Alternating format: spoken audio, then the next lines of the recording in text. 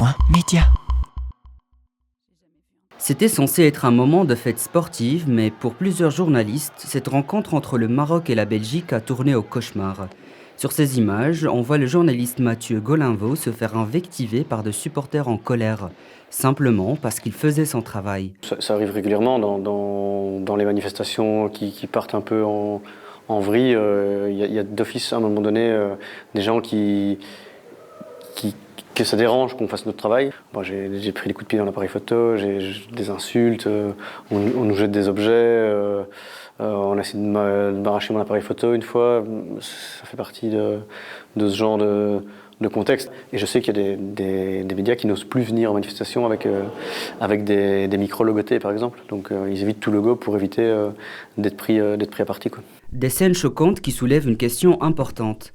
Comment protéger les journalistes sur le terrain lors de tel événement? Alors que le climat de défiance envers les médias semble se durcir, ces agressions viennent rappeler que la liberté d'informer est parfois mise à mal. La confiance dans les médias comme la RTBF, par exemple, reste très importante.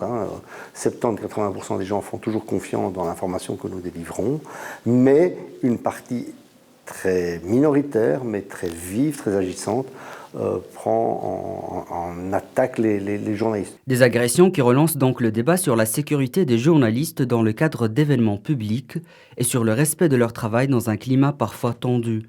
Je pense qu'actuellement, il y a une quinzaine de dossiers qui sont ouverts pour la RTBF par rapport à des actes, soit des injures, soit des menaces de mort, des agressions, des coups qui sont portés. En fait, la difficulté essentielle, c'est de pouvoir identifier les personnes qui sont à l'origine et qui sont responsables.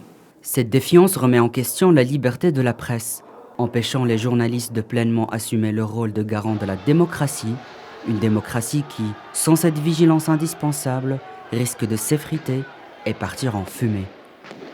Mammouth.media. Mammouth.media? Tu connais pas?